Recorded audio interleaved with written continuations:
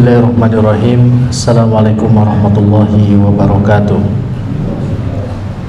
Alhamdulillah, wassalatu wassalamu ala rasulillah wa ala alihi wa sahbihi wa mawalah, amma ba'd. Hadirin kaum muslimin wal muslimat rahimani wa rahimakumullah. Di kesempatan malam hari ini, malam ke-25, kita berada di malam Jumat, yang mana banyak keterangan dari para ulama, di antaranya dari Imam Ibnu Rajab Al-Hambali rahimahullahu ta'ala, yang menyebutkan bila malam ganjil bertepatan dengan malam Jumat, mudah-mudahan malam ini di antara malam-malam yang kita sangat berharap untuk mendapatkan Lailatul Qadar. Ya, kita akan melanjutkan pelajaran kita dari kitab Al-Qaulul Mufid fi Adillatit Tauhid karya Syekh Al-Musabi hafizahullah ta'ala. Pada pertemuan yang lalu kita sedang menjelaskan tentang tingkatan dalam Islam, tentang Islam, iman. Sudah kita bahas di dua pertemuan terakhir, dan kita akan menjelaskan tingkatan yang terakhir, yaitu ihsan. Pada halaman ke-67, penulis mengatakan al-ihsan ruknun wahid. Adapun ihsan memiliki satu rukun. Sebelum kita menjelaskan tentang apa itu rukun ihsan dan macam-macamnya, kita jelaskan dulu apa itu yang dimaksud dengan ihsan. Secara bahasa, ihsan berasal dari kata hasan. Hasan itu baik, hasan atau hasanah. Salah satu doa yang kita minta kepada Allah, Rabbana atina fid dunya hasanah wa fil akhirati hasanah wa qina adzabannar. Kita memohon kepada Allah Subhanahu wa taala untuk meminta hasanah, artinya kebaikan di dunia dan kebaikan di akhirat. Itulah makna dari kata hasan, artinya kebaikan. Adapun ihsan, ada dua makna yang disebutkan oleh para ulama. Pertama, ihsan itu artinya adalah berbuat baik. Berbuat baik. Sebagian menjelaskan makna yang kedua, ihsan itu adalah berbuat baik dengan sebaik-baiknya. Berbuat baik dengan sebaik-baiknya. Jadi berbuat baik tapi tidak asal-asalan.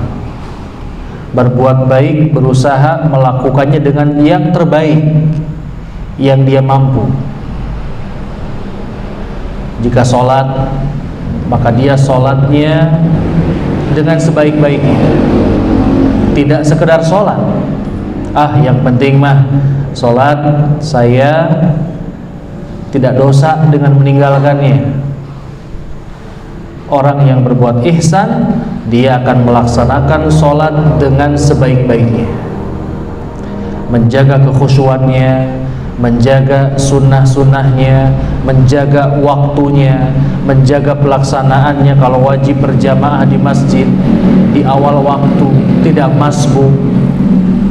Ini contoh orang berbuat baik, orang berbuat baik dan melakukannya dengan sebaik-baiknya. Ya, itulah pengertian ihsan.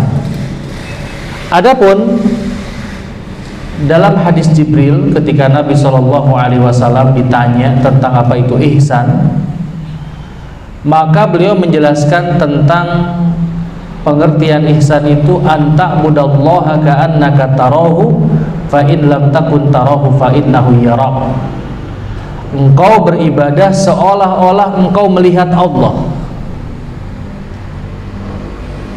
dan kalau tidak bisa seperti itu, maka sesungguhnya Allah melihat kita. Nah, ini pengertian ihsan yang disebutkan oleh Nabi SAW di dalam hadis Jibril.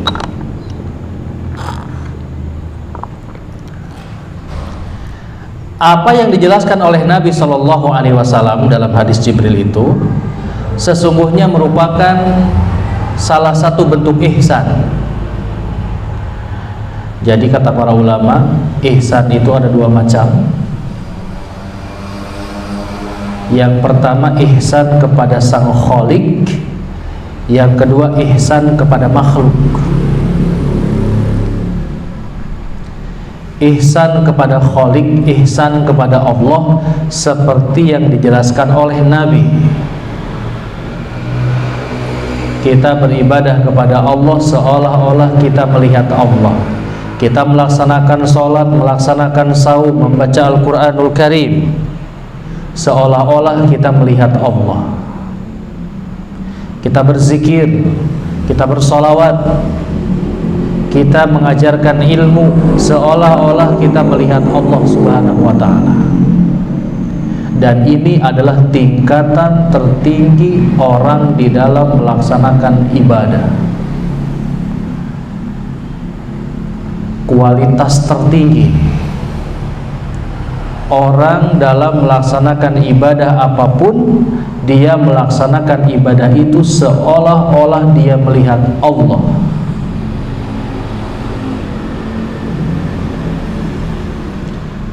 Kata para ulama, ada tiga hal yang paling mendasar di dalam bersikap kepada perintah Allah Subhanahu wa ta'ala. Yang pertama, ma'rifatul amir, katanya. Kita mengetahui siapa yang memerintahkan.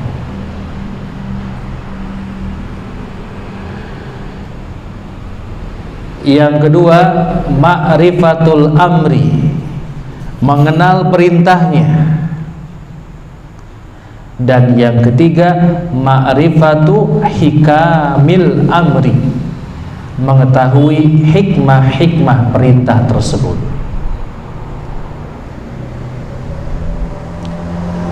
Maka orang yang dalam menjalankan perintah Allah Subhanahu wa ta'ala menyempurnakan tiga hal tadi, dia akan mencapai derajat ihsan dalam ibadahnya. Kalau kita ingin merasakan kualitas tertinggi dalam setiap melaksanakan ibadah, apapun ibadah itu, maka sempurnakanlah tiga hal tadi. Pertama, kita mengenal siapa yang memerintahkan itu. Mengenal Allah Subhanahu wa ta'ala yang memerintahkan kepada kita suatu perintah. Ketika Allah memerintahkan kepada kita sholat, maka kita kenal siapa yang memerintahkan sholat ini, sehingga kita tidak akan meremehkannya, sehingga kita tidak akan menyia-nyiakannya, dan kita akan mengagungkannya. Karena yang memerintahkan kepada kita ini adalah Zat yang maha agung, yang memiliki seluruh semesta alam. Maka kita akan mengagungkan setiap perintahnya. Sebagai contoh ya, kalau datang ke rumah kita undangan rapat, yang undangnya Pak RT, bagaimana reaksi kita? Oh, ada undangan rapat dari RT ya. Biasa ya, biasa. Undangannya dari Pak Bupati gimana? Kaget ya. Angin apa katanya? Orang seperti saya diundang rapat oleh bupati.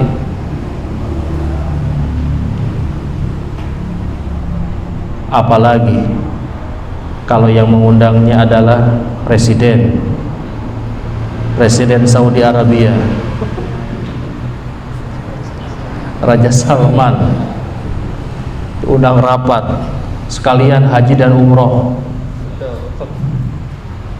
Pingsan gak tuh? Kok Raja Salman kenal saya ya? Padahal saya tinggal di Jerman. Apa Jerman? Jerman mana jaya saja. Beda ya. Mengenal siapa yang memerintahkan, kita akan mengagungkannya, kita akan mencintainya.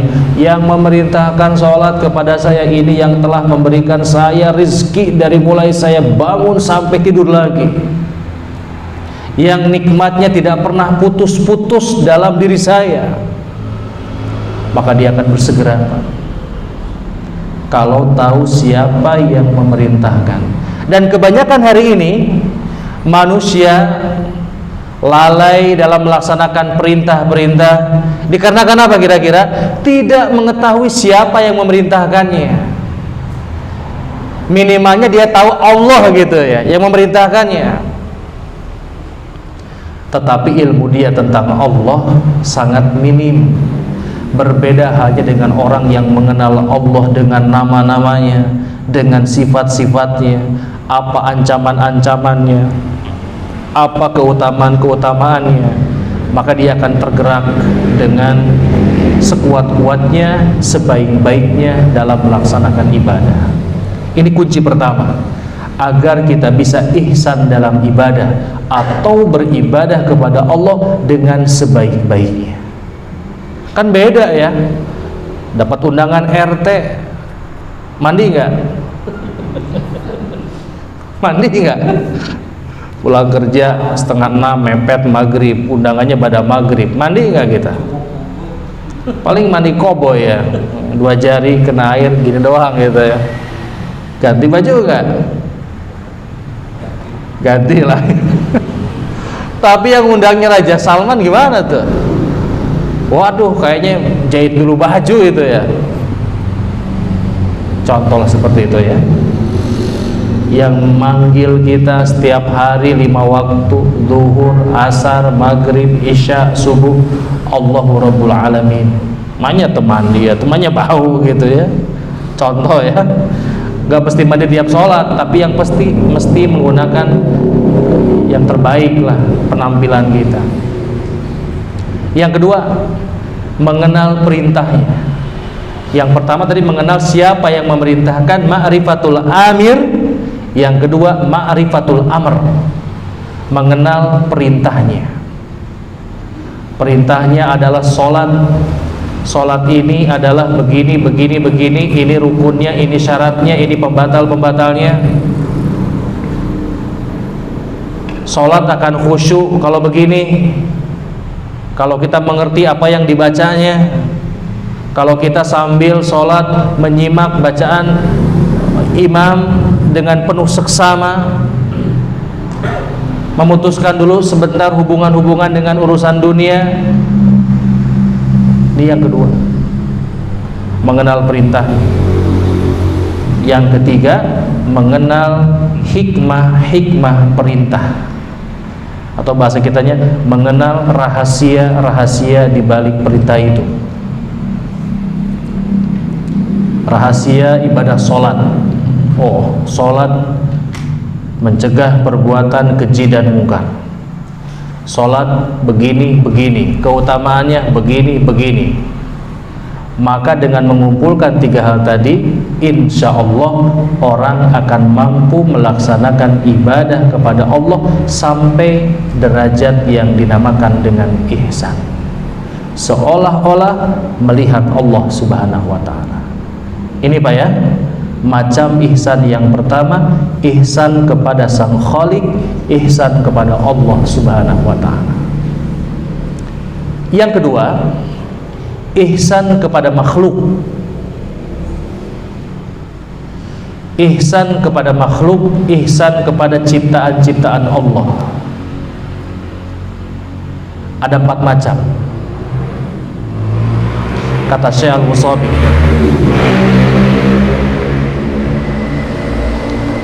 yang pertama ihsan bil mal, berbuat baik dengan harta. Seperti masa-masa di bulan Ramadan ini ya, kita dianjurkan melaksanakan banyak ibadah yang berkaitan dengan harta, kedermawanan.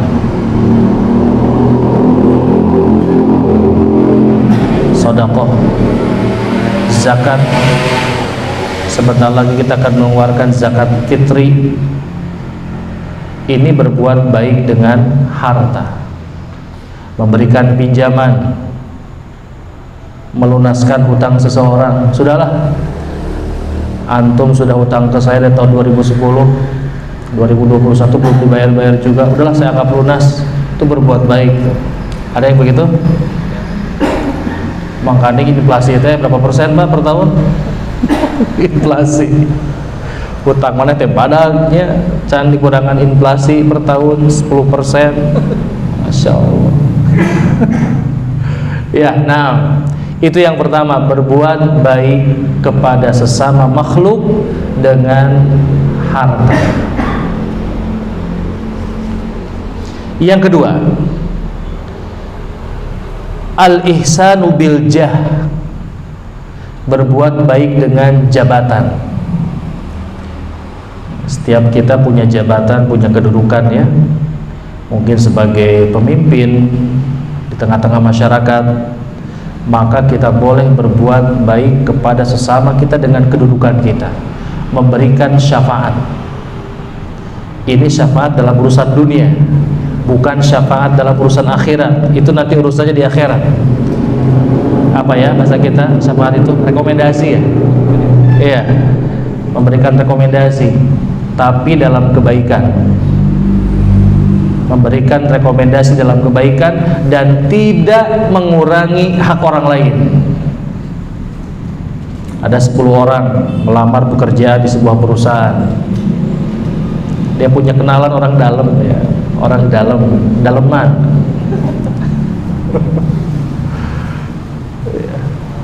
Akhirnya minta syafaat kepada orang daleman ini ya. Akhirnya dari 2 orang yang dibutuhkan, 10 pelamar, 8 tidak diterima ya, 1 diterima karena mendapatkan syafaat. Boleh kan? Nah, ini kalau syafaat ini menyebabkan ketidakadilan bagi para pelamar yang lain gitu ya, yang 8 jadi apa? Padahal secara kemampuan lebih baik daripada orang yang diberikan syafaat ini, bisa masuk ke dalam bentuk kezaliman. Baik. Contohnya gimana syafaat yang baik? Ingin mendirikan masjid di sebuah tempat, ternyata banyak rintangan dari aparatur daerah hingga LSM. Misal ya, antum punya kedudukan, pamannya sebagai apa ya di tengah masyarakat, sebagai apa ya, perwira ya di TNI atau perwira di kepolisian. Dengan antum memberikan syafaat, alhamdulillah itu para pencari japren mundur semua. Bagus itu ya, itu syafaat yang diperbolehkan. Syafaat dalam kebaikan itu syafaat yang baik. Nah, itu yang kedua. Yang ketiga, berbuat ihsan, al-ihsan bil ilmi. Masya Allah. Berbuat ihsan, berbuat baik dengan ilmu. Mengajarkan ilmu yang kita miliki, sekecil apapun ilmu yang kita ajarkan, ilmu yang bermanfaat bagi saudara kita, itu merupakan bagian daripada ilmu, bagian daripada berbuat baik. bisa mengajarkan Al-Fatihah, ajarkan Al-Fatihah. Bisa mengajarkan Kitabus Sittah, Iqra 1, Iqra 2, Iqra 3, Iqra 4, Iqra 5, Iqra 6 ya. Itu Kitabus Sittah versi TPA. Kalau versi ulama, Kitabus Sittah itu Sahih Bukhari, Sahih Muslim ya, Sunan Abu Daud, Sunan Tirmidzi, Ibnu Majah dan Nasai. Kitab hadis yang 6. Kalau TPA, Kitabus Sittahnya Iqra 1, Iqra 2, 3, 4, 5 dan 6. Woi, jangan anggap enteng, Pak. Walaupun mengajarkan ba batata gitu ya, itu ilmu, Pak. Ilmu yang bermanfaat. Bukan hanya di dunia, di akhirat, karena jalan untuk memahami Al-Qur'anul Karim. Ilmu dunia bermanfaat? Bermanfaat. Ajarkan. Punya keahlian dalam mendesain sesuatu ya, mendesain flyer kajian, dibuat sedemikian rupa menjadi menarik, atau ilmu tentang komunikasi, diajarkan bagaimana ustadz-ustadz ya supaya ceramah itu menarik, supaya ceramah itu enak ya, intonasinya nggak monoton gitu ya. Ajarkan. Itu contoh berbuat ihsan dengan ilmu. Nah, yang keempat, al-ihsanu bil badan, berbuat baik dengan badan kita.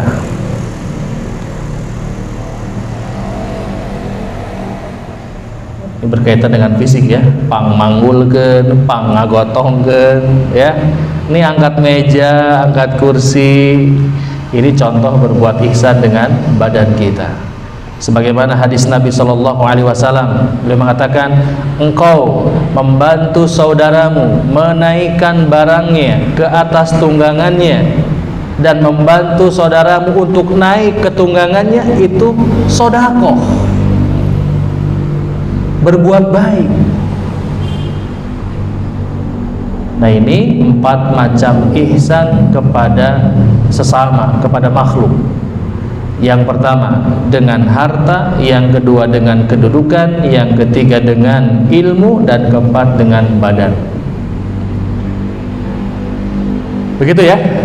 Selesai sudah pembahasan rukun atau macam-macam ihsan sebagai 3 tingkatan dalam agama Islam, mulai dari Islam, iman, dan ihsan.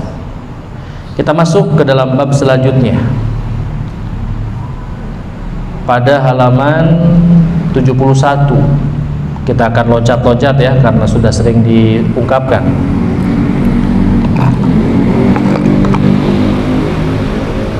Bab selanjutnya berjudul pengertian tauhid dan macam-macamnya. Tidak bosan-bosan ya, balik lagi, dibahas lagi. Pengertian tauhid dan macam-macamnya. Saya mengatakan pengertian tauhid secara bahasa berasal dari kata wahada yuwahidu tauhidan. Jadi tauhid itu berasal dari kata ahad. Ahad itu satu, esa. Seperti firman Allah di dalam surat Al-Ikhlas, Qul huwallahu ahad. Katakanlah olehmu, dialah Allah yang ahad, Allah yang satu, Allah yang esa, yang tidak memiliki sekutu. Wahid satu ya, ahad esa. Kemudian pengertiannya secara syar'i, tauhid adalah ifradullahi fi rububiyatihi wa uluhiyatihi wa asma'ihi wa sifatihi wa hukmihi. Mengesahkan Allah di dalam rububiyahnya, di dalam uluhiyahnya, di dalam nama-nama, sifat dan hukumnya.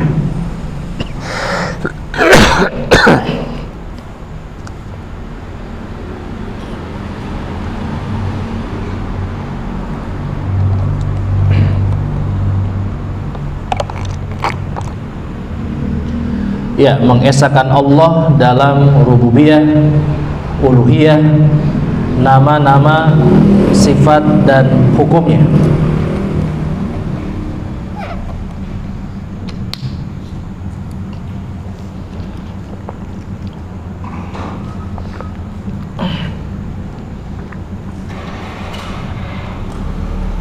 Dalilnya diantaranya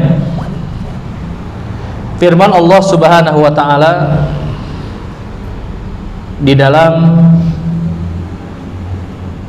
banyak ayat. Di antaranya yang paling masyhur adalah surat yang tadi ya, yang sudah saya bacakan, surat Al-Ikhlas dan surat Al-Kafirun. Itu dua surat yang berbicara to the point, berkaitan dengan tauhid. Yang pertama surat Al-Ikhlas, Qul huwallahu ahad, Allahus samad, lam yalid walam yulad walam yakul lahu kufuwan ahad. Ya, itu yang pertama ya. Terdengar suaranya? Ya, baik. Mengesahkan Allah Subhanahu wa ta'ala dari kata ahad ya. Sehingga ketika sahabat yang mulia Bilal bin Rabah radhiyallahu ta'ala sedang disiksa oleh majikannya, beliau mengucapkan kata ahad ya. Ahad maksudnya adalah mengesahkan Allah Subhanahu wa ta'ala. Baik, pembahasan yang selanjutnya, dalil-dalil tentang tauhid tadi sudah ya, surat Al-Ikhlas, kemudian surat Al-Kafirun, Qul ya ayyuhal kafirun.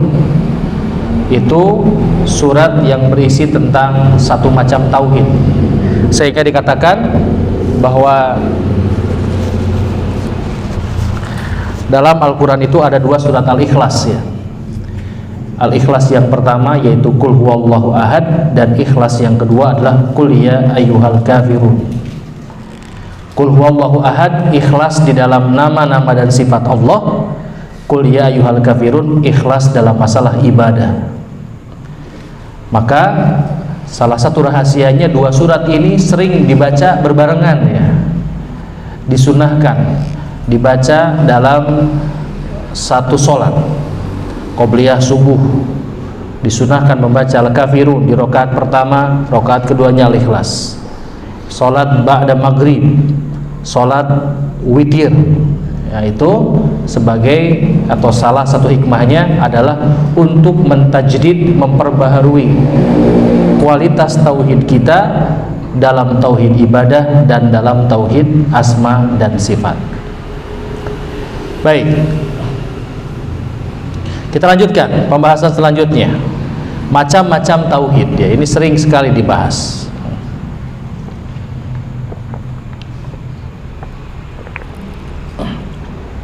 Macam-macam tauhid, aqsamut tauhid arba'atun, kata Syekh. Tauhid itu ada 4 macam.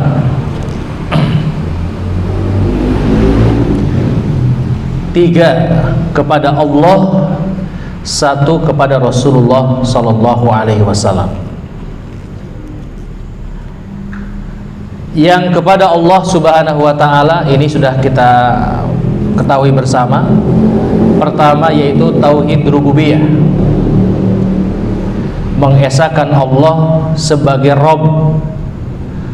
Tidak ada yang menguasai, tidak ada yang menentukan hukum, tidak ada yang menciptakan, memiliki seluruh alam kecuali Allah Subhanahu wa ta'ala. Ini makna tauhid rububiyah. Yang kedua tauhid uluhiyah. Ini adalah makna dari kalimat la ilaha illallah, mengesahkan Allah dalam ibadah, bahwa tidak ada yang hak untuk diibadahi kecuali Allah Subhanahu wa ta'ala. Sudah kita bahas kemarin.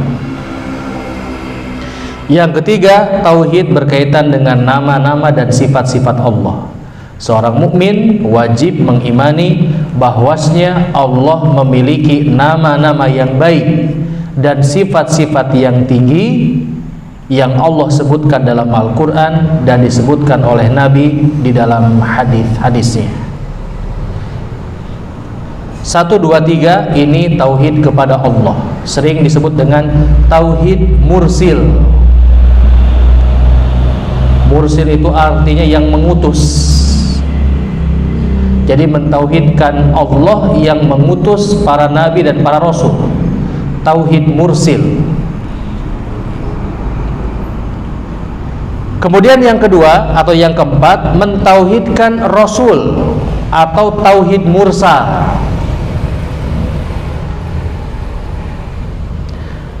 Dengan bahasa lainnya adalah tauhid dalam mutaba'ah, bahwa tidak ada yang kita ikuti dalam Islam ini kecuali Nabi SAW. Ya, jadi mentauhidkan Allah dan mentauhidkan Rasulullah. Mentauhidkan Allahnya ada 3 macam: rububiyah, uluhiyah, asma dan sifat. Kemudian mentauhidkan Rasulullah di dalam ittiba, mengikuti sunnahnya dalam beribadah. Atau bahasa lainnya tauhid mursil dan tauhid mursal. Mursil Allah, mursal Nabi Muhammad sallallahu alaihi wasallam. Baik,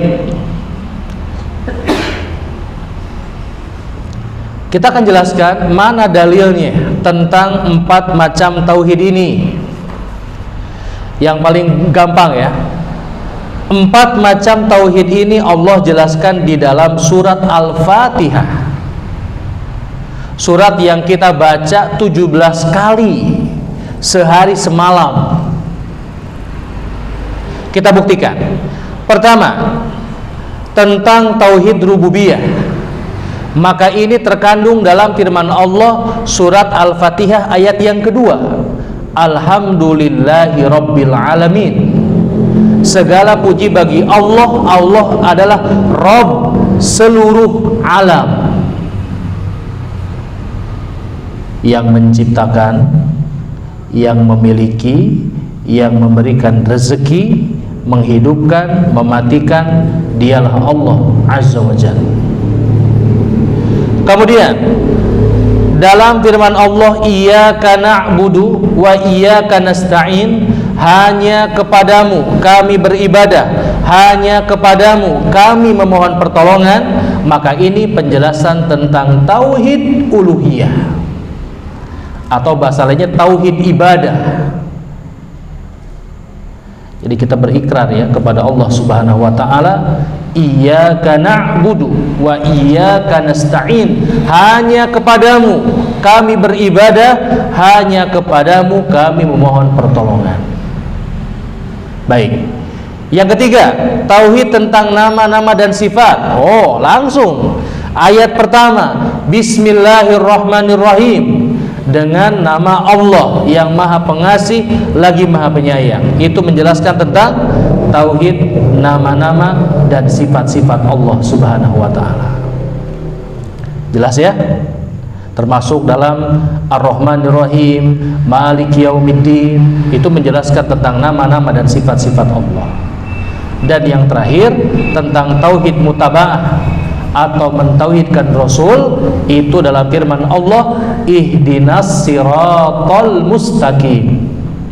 Ya Allah, berikanlah kami hidayah menuju siratal mustaqim, jalan yang lurus. Siapa itu jalan yang lurus? Apa itu? Sunnah Nabi sallallahu alaihi wasallam, al-Islam. Jadi terkumpul 4 macam tauhid yang wajib diimani dan wajib dilaksanakan konsekuensinya di dalam surat Al-Fatihah yang berjumlah 7 ayat, menjelaskan tentang inti-inti agama Islam, sehingga disebut dengan Ummul Kitab atau Ummul Quran. Terdapat penjelasan tentang 4 macam tauhid yang wajib diimani. Gitu ya. Nah, baik, kita lanjutkan pembahasan selanjutnya, yaitu tentang pernyataan Imam Ibnu Qayyim, halaman 90, dalam judul Al-Quran Kulluhu Tauhid. Al-Quran seluruhnya adalah tauhid.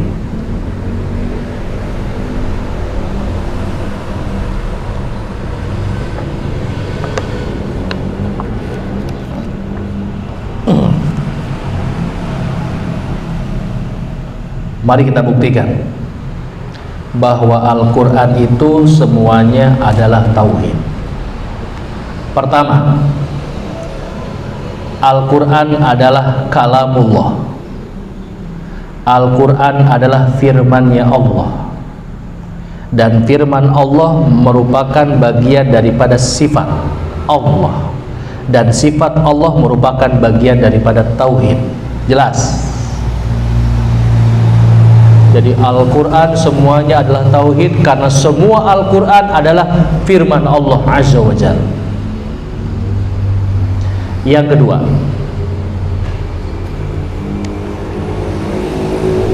ada yang pernah melakukan penelitian, isi Al-Quran itu apa?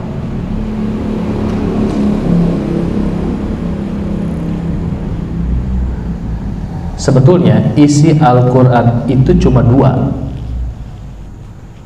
Yang pertama perintah dan larangan, yang kedua berita. Itu isi Al-Quran. Yang pertama disebut dengan insya. Insya itu perintah.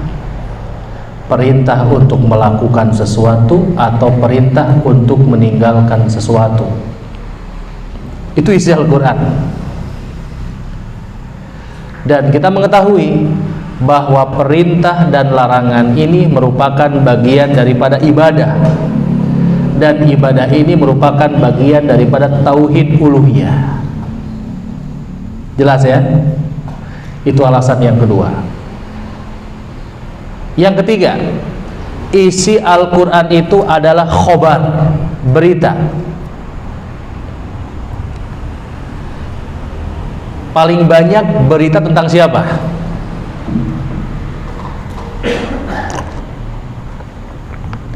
Berita tentang Allah.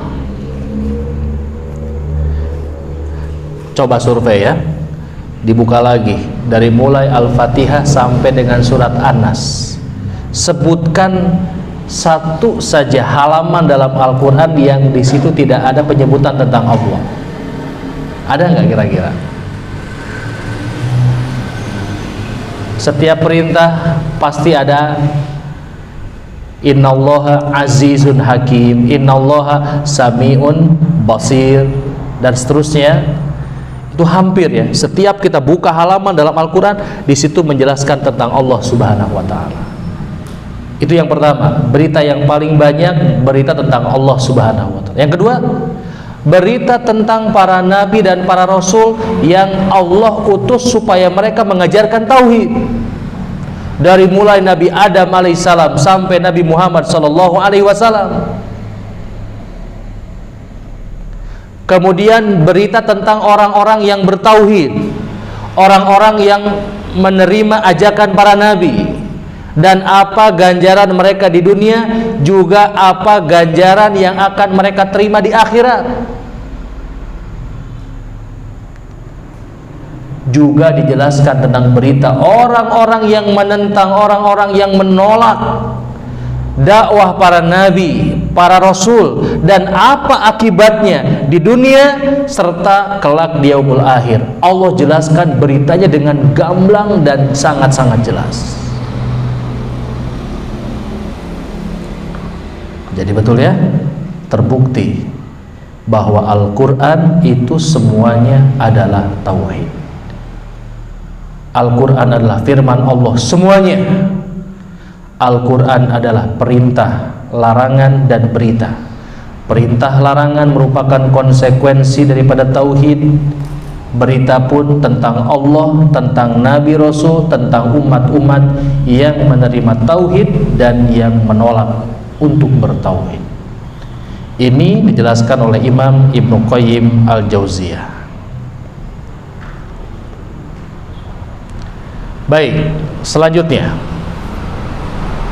Syekh membawakan penjelasan tentang aqsamud daul wa aqsamu ahliha, macam-macam negeri dan penduduknya.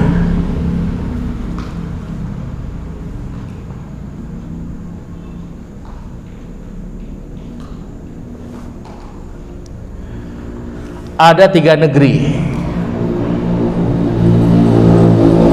yang Syekh Al-Husabi jelaskan kepada kita. Pertama, Darud Dunia, negeri dunia. Yang kedua, Darul Barzah, negeri barzah atau alam barzah atau alam kubur. Yang ketiga, Darul Akhirah, negeri akhirat. Setelah kiamat besar, manusia dibangkitkan dari kubur-kubur mereka, digiring ke mahsyar. Maka mahsyar ini adalah start dari kehidupan yang disebut dengan Darul Akhirah. Nah, di 3 negeri ini maka manusia terbagi juga.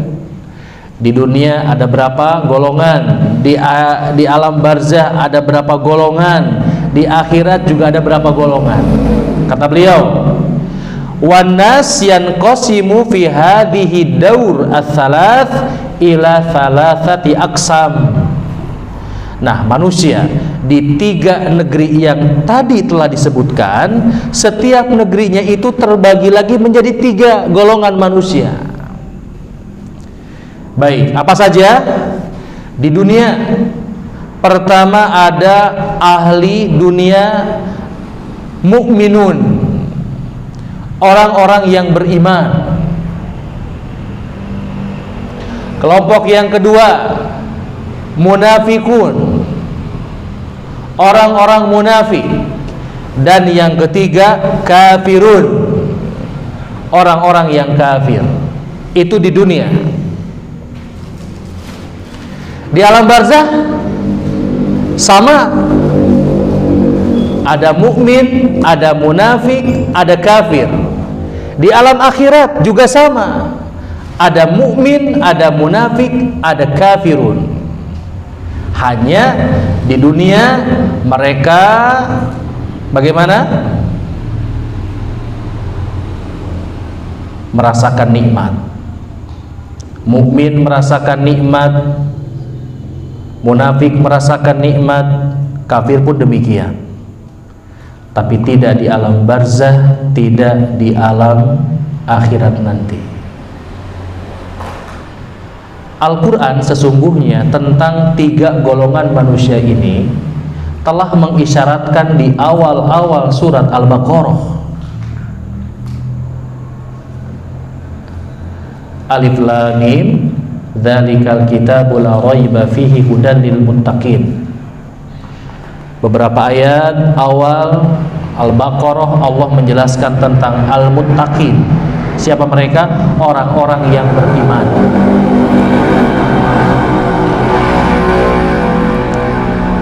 Setelah menjelaskan orang-orang yang beriman, Allah menjelaskan tentang orang-orang kafir.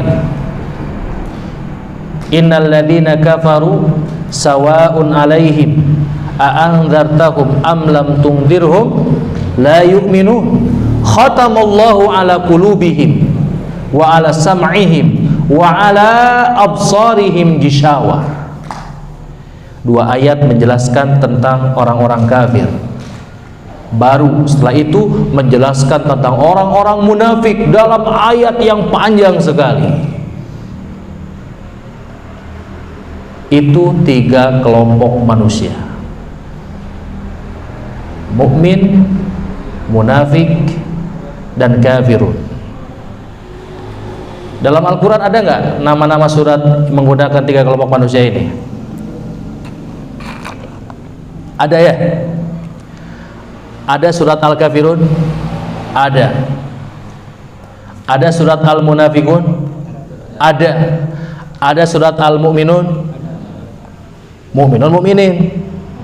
Sama aja ya. Beda i'rabnya saja. Qad aflahal mu'minun. Surat keberapa itu? Ke-23. Ada al-mu'minun, ada al-munafikun, ada al-kafirun. Ini isyarat kepada kita. Mundur sedikit. Sebelum alam dunia, manusia ada di mana? Alam rahim. Saya bertanya, di alam rahim manusia ada 3 atau ada 1? 1.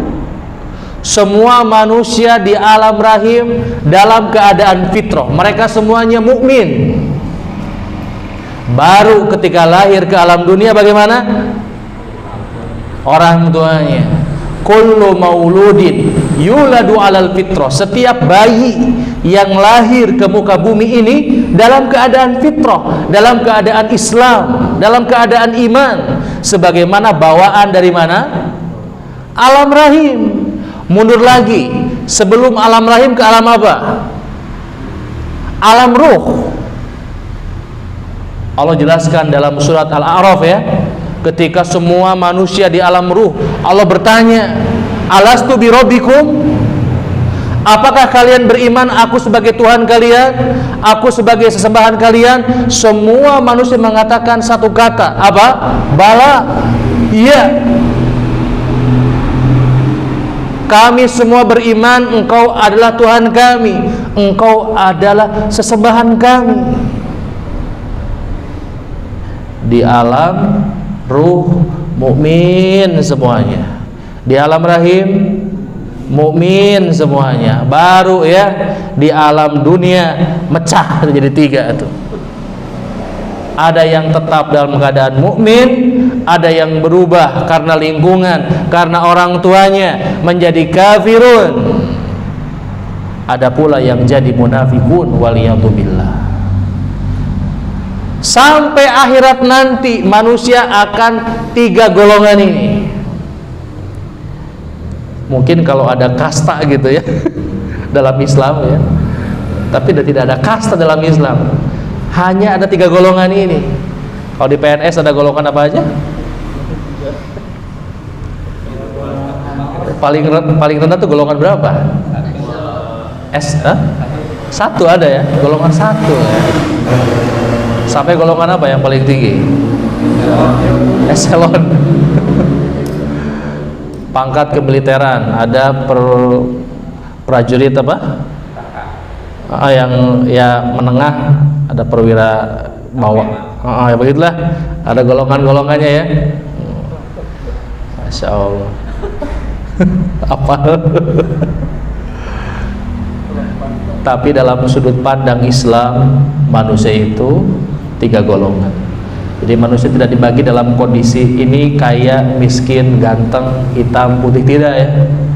Di dunia manusia terbagi ke dalam 3 kelompok mainstream: mukmin, munafik, kafir. Di alam barzah sama, di alam akhirat sama. Jadi karena di alam dunia, di alam barzah, di alam akhirat, yang menjadi titik pembedaan terhadap manusia itu adalah ini, maka kita harus semakin menganggap, semakin fokus bahwa derajat manusia itu dilihat dari sisi ini, tidak dilihat dari apa? Kaya miskin, penguasa atau jelata, penguasa, pemimpin atau rakyat, tidak ya. Darah biru ataupun darah merah, darah hitam juga ada, sisa-sisa bekam ya, darah hitam gitu ya.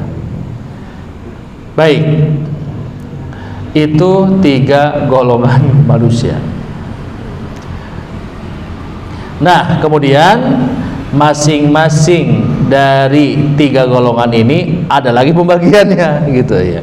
Mukmin ada pembagiannya, munafik ada pembagiannya, kafir juga ada pembagiannya.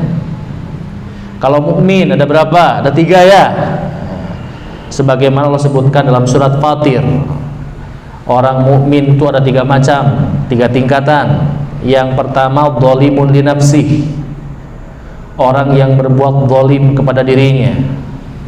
Ini tingkatan mukmin yang paling bawah. Siapa mereka? Yang wajib kadang dikerjakan, kadang ditinggalkan, yang haram kadang ditinggalkan, kadang dikerjakan, campurlah itu intinya. Ada positifnya, ada negatifnya. Ini orang yang zalim li nafsi. Naik ke atas, ada kelompok muktasid. Dari kata kosoda, muktasid. Artinya muktasid itu hemat ya. Ada kelompok hemat dalam agama. Yang gimana tuh? Mengerjakan yang wajib-wajib saja. Yang wajib saja. Sholat yang wajib saja. Pak nggak taraweh, saya mah muktasid. Iya, nggak apa-apa Pak. Ya. Rasul pernah didatangi seorang Arab Badui ya, datang kepada Nabi, bertanya, wahai Rasulullah, kalau saya nih hanya mengerjakan yang wajib-wajib saja, sholat wajib bungkul gitu, aku mengharamkan apa yang Allah haramkan, aku menghalalkan apa yang Allah halalkan, saya masuk surga enggak? Kata Nabi, iya, kalau apa yang kamu ucapkan itu jujur. Tapi masalahnya, masuk surga itu kan ada 2 model. Ada masuk surga langsung tanpa transit dulu ke api neraka. Ada orang yang masuk surga transit dulu. Ya, kita bahas nanti. Yang tertinggi tingkatan dari orang-orang mukmin itu yang dikenal dengan sabiqun bil khairat. Sabiqun bil khairat, orang yang berlomba-lomba dalam kebaikan, selalu terdepan ya, ikutin moto satu merek ya, nggak perlu saya sebutkan namanya, selalu terdepan. Jika motornya Abu Samir. Siapa mereka? Orang yang mengerjakan yang wajib, mengerjakan yang sunnah, meninggalkan yang haram, meninggalkan yang makruh. Top lah ini, mukmin hakiki, mukmin yang tertinggi derajatnya.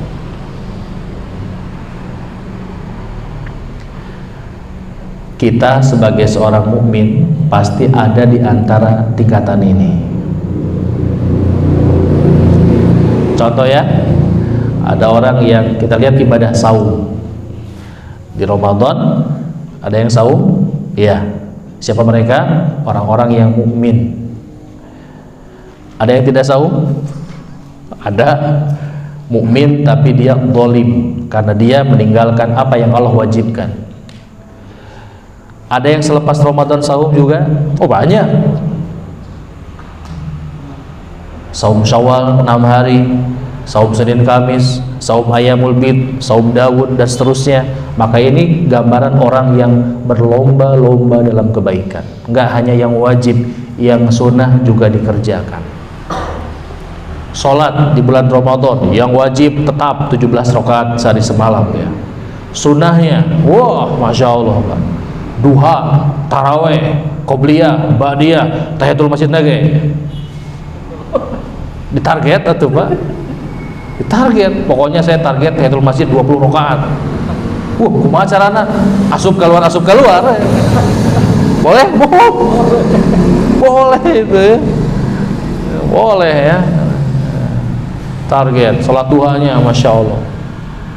Salat mutlaknya ya. Itu satu gambaran orang yang sedang berlomba-lomba dalam kebaikan. Ulah karena nikah. Teruskan nikah Tom. Wajib ya. Dikerjakan, menafkahi anak, menafkahi istri, mendidik anak, mendidik istri. Sunnah naon? Dijawab. Pas dulu lah ya. Nah, kemudian munafik ada yang 2. Ada 2 kelompok munafik itu. Ada munafik dengan kemunafikan yang akbar dan ada munafik dengan kemunafikan yang asghar. bahasa kitanya munafik apa ya? Munafik akbar, munafik asghar gitu. Siapa munafik akbar? Munafik akbar itu munafik yang kelas kakap ya, begedennya. Ini yang diancam oleh Allah fiddarkil asfali minan nar. Orang munafik itu berada di lapisan paling bawah api neraka. Siapa mereka? Orang-orang munafik yang kemunafikannya sudah dalam wilayah kemunafikan atau munafik yang besar. Yaitulah Abu siapa? Di zaman Nabi itu tokohnya Ubay bin Salul ya, Abdullah bin Ubay bin Salul, Rasul munafikin, dedengkotnya munafik, yang mereka menyembunyikan kekafiran, berpura-pura Islam. Ini munafik dengan kemunafikan yang akbar. Yang kedua, ada munafik yang kemunafikannya asgor, minimalis. Yang kata Nabi, kalau berbicara berdusta, berbohong, kalau berjanji mengingkari, diberikan amanat, khianat. Nah, kalau yang model kedua ini skalanya mikro ya, UMKM. Kalau yang itu munafik makro ya. Waduh, baik. Nah, kemudian yang ketiga, orang kafir juga macam-macam, banyak sekali macam-macamnya, nggak satu macam ya. Ada kafir harbi, kata harb, perang, orang kafir yang memerangi kaum muslimin, kafir harbi. Kemudian ada namanya kafir dhimmi. Kafir dhimmi ini adalah orang-orang kafir yang hidup di negeri kaum muslimin. Mereka mendapatkan jaminan keamanan dengan membayar pajak ya. Jangan pajak, apa namanya? Jizyah. Pajaknya aja, jizyah tanya. Ulah. Bayar jizyah. Besarannya berapa? 1/4 dinar ya. 1/4 dinar atau 1 dinar, saya lupa ya. Setahunnya per nyawa bayarnya itu 1/4 dinar.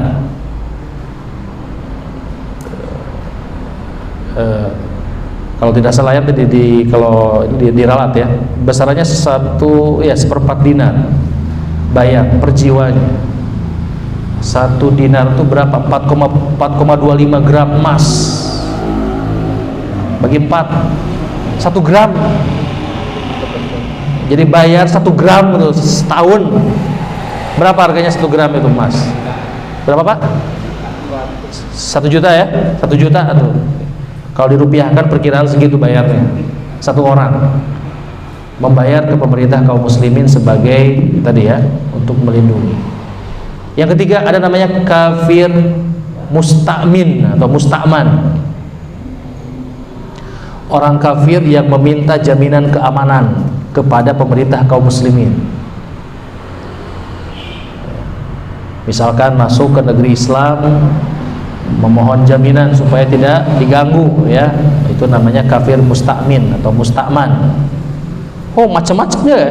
Iya, macam-macam. Itulah indahnya Islam ya. Islam itu senantiasa merinci sesuatu agar setiap orang diberikan haknya. Yang terakhir ada namanya kafir mu'ahad. Kafir mu'ahad, kafir yang sedang melakukan perjanjian ya, dengan kaum muslimin. Perjanjian damai diantaranya, seperti dalam Piagam Madinah ya. Selain yang nomor 1, itu tidak boleh diganggu ya, tidak boleh diganggu, tidak boleh diambil hartanya, tidak boleh diganggu kehormatannya, tidak boleh diganggu jiwanya. Berarti yang dhimmi, musta'min atau musta'man, mu'ahad ya, itu tidak diganggu, tidak boleh diganggu. Yang boleh kita perangi itu yang pertama, wa qatiluhum hatta la takuna fitnah, perangi mereka sampai tidak ada fitnah. Yang mana ini? Yang pertama ya.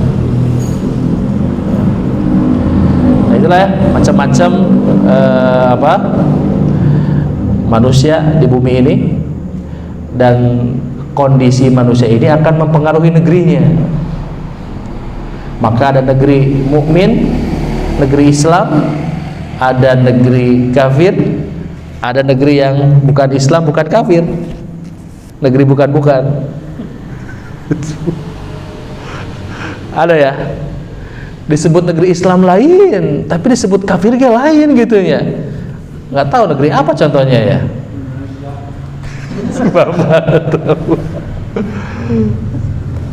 Ya kita bahas nanti ya. Jadi ada kata Ibnu Taimiyah, ada negeri Islam, ada negeri kafir, ada negeri murakkab. Murakkab itu berarti negeri gabungan gitu. Nuansa Islamnya ada, kafir lagi ayah gitu ya. Ya. Dan apa saja sudut pandang untuk menilai, oh ini negeri muslim, oh ini negeri kafir. Apakah ada standarisasi ya? Apakah dilihat dari mayoritas penduduknya? Nanti kita lihat ya.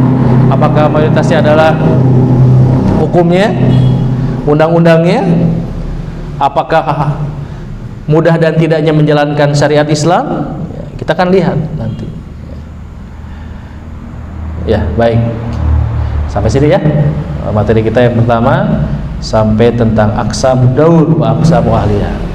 Kita lanjut pada subuh, mengingatkan ini malam Jumat, malam ganjil. Sekali lagi saya mewasiatkan diri saya dan ikhwah semuanya, mudah-mudahan ya kita berharap di malam hari ini kita mendapatkan Lailatul Qadar. Tingkatkan setiap ibadah kita dengan zikir, doa, tilawah, ataupun yang belum niat itikaf ya, niatkan itikaf. Niat itikaf. Nawaitu. Subhanakallah bihamdik, asyhadu an la ilaha illa anta, astaghfiruka wa atubu ilaik. Walhamdulillah. Assalamualaikum warahmatullahi wabarakatuh.